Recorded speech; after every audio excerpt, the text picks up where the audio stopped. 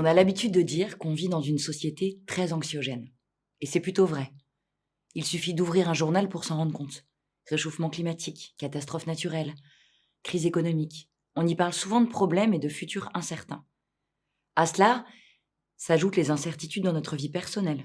Que ce soit la santé, l'amour ou le travail, on a tous des sujets de préoccupation au quotidien.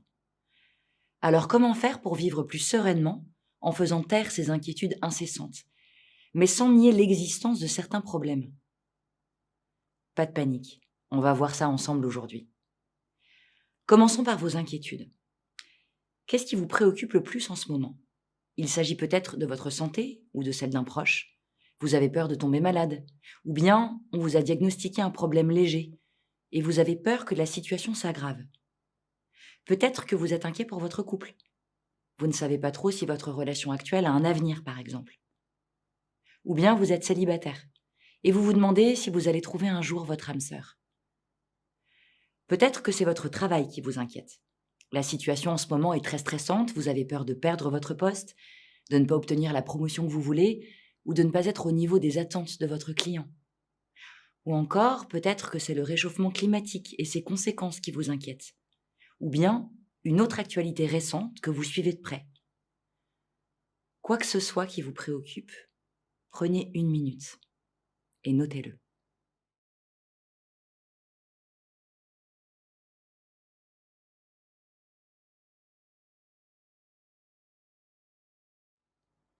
Bien.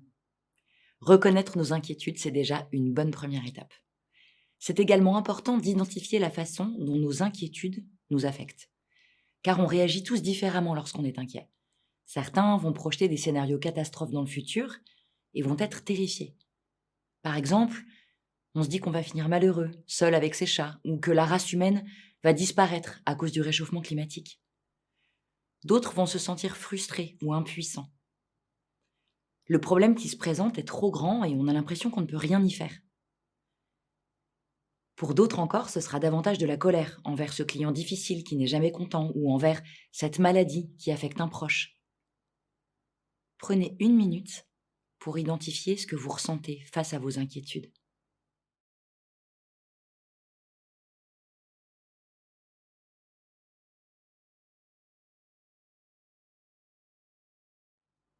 Bon travail. À la source de toutes nos inquiétudes se trouve notre cerveau. C'est lui qui est en permanence en train d'élaborer des plans et des scénarios pour imaginer comment sera le futur. Normal, c'est son job. Pour vous protéger, il imagine tous les scénarios possibles et s'attarde sur tous ceux qui présentent un danger potentiel.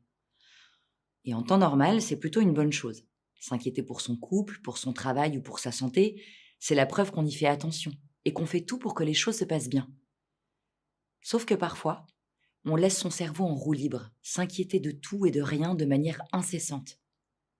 Alors, pour faire le tri entre les inquiétudes qui méritent qu'on s'y attarde et les autres, je vous propose de faire ensemble un exercice qui s'appelle GPS. C'est un moyen mémotechnique pour se souvenir de 3 questions à vous poser à propos de vos inquiétudes. G pour gravité, P pour probabilité, S pour solution. Et un peu comme un GPS, c'est une technique qui va vous guider sur un bon cheminement de pensée à adopter. Je vous explique tout. Pour commencer, ancrons-nous bien dans le moment présent. Prenez une bonne inspiration par le nez et laissez l'air sortir lentement par la bouche. Sentez vos épaules se détendre. Installez-vous bien dans votre siège. Super. Repensez à ce qui vous préoccupe en ce moment. La première question à vous poser est: est-ce que la situation qui me préoccupe est grave? Si la réponse est non, eh bien vous pouvez abandonner votre inquiétude tout de suite. Si vous avez du mal à répondre, essayez de pousser le scénario catastrophe jusqu'au bout et imaginez les conséquences. Par exemple, vous êtes peut-être très inquiet qu'il pleuve le jour de votre mariage. Bon, quand bien même ça arriverait, est-ce que ce serait grave? Alors oui, ça pourrait gâcher un peu le cocktail et les photos, mais au fond, c'est aussi ce genre d'aléas qui crée les bons souvenirs. Alors, comment jugez-vous le niveau de gravité de votre inquiétude?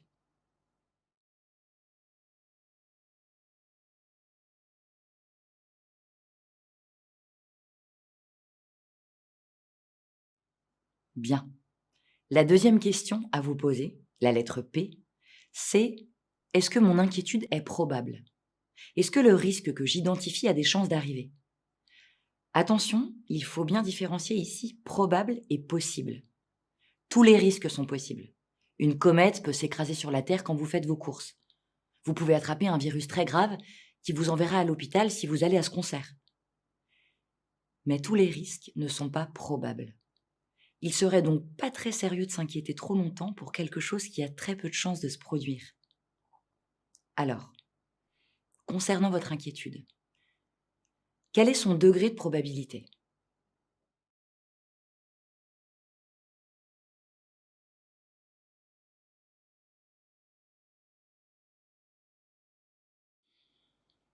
Bien. Enfin, la troisième et dernière étape de cet exercice, la lettre S, c'est: est-ce qu'il y a une solution pour répondre à cette inquiétude, à ce problème? Si vous n'avez pas de solution pour résoudre votre problème, alors je peux vous dire qu'il s'agit d'une inquiétude inutile que vous pouvez abandonner tout de suite. Si c'est le réchauffement climatique qui vous préoccupe, réfléchissez à tout ce que vous pouvez faire à votre échelle et faites-le.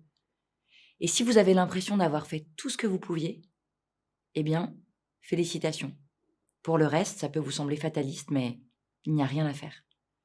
Vous inquiéter à propos de choses pour lesquelles vous n'avez pas de solution ne fera rien avancer. Si vous avez passé un examen et que vous attendez des résultats, eh bien, il n'y a pas lieu de s'inquiéter. Ce qui est fait est fait. Vous n'y pouvez plus rien. En revanche, si votre épreuve est dans 2 semaines, vous pouvez probablement mettre en place un programme de révision et passer plus de temps à réviser, et moins à vous inquiéter. Alors, concernant votre inquiétude, y a-t-il des solutions que vous pourriez mettre en place pour y faire face?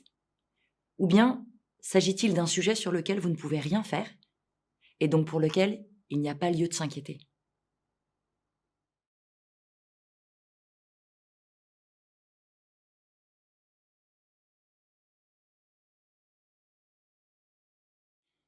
Bravo, super travail.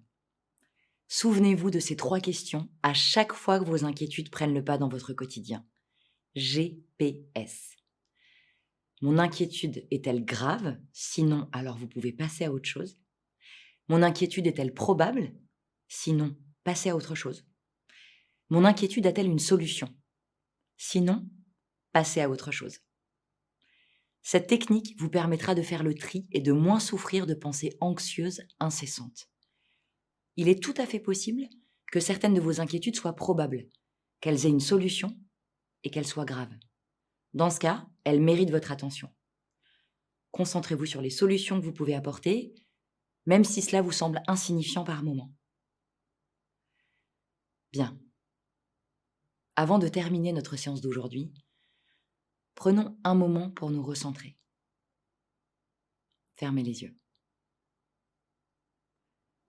Prenez une grande inspiration par le nez et soufflez doucement par la bouche.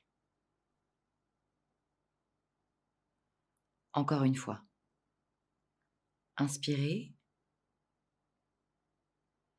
expirez.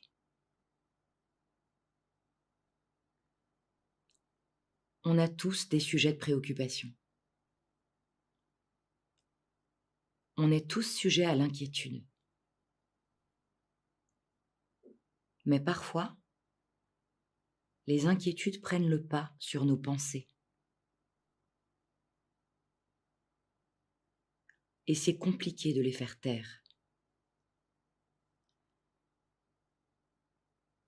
De faire le tri entre les inquiétudes inutiles et celles qui méritent notre attention. Dans ces cas, prenez un peu de recul. Et posez-vous ces 3 questions simples. Est-ce grave? Est-ce probable?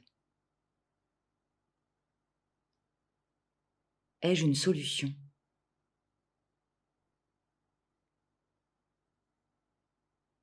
Ne laissez pas votre cerveau vous embarquer dans de fausses inquiétudes. vous pouvez reprendre le pouvoir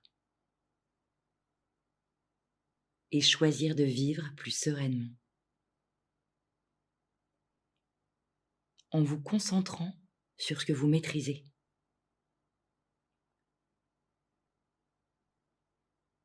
Et en vous libérant du reste.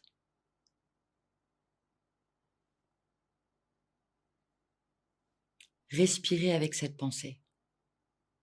Et quand vous vous sentirez prêt, ouvrez les yeux. Bien joué.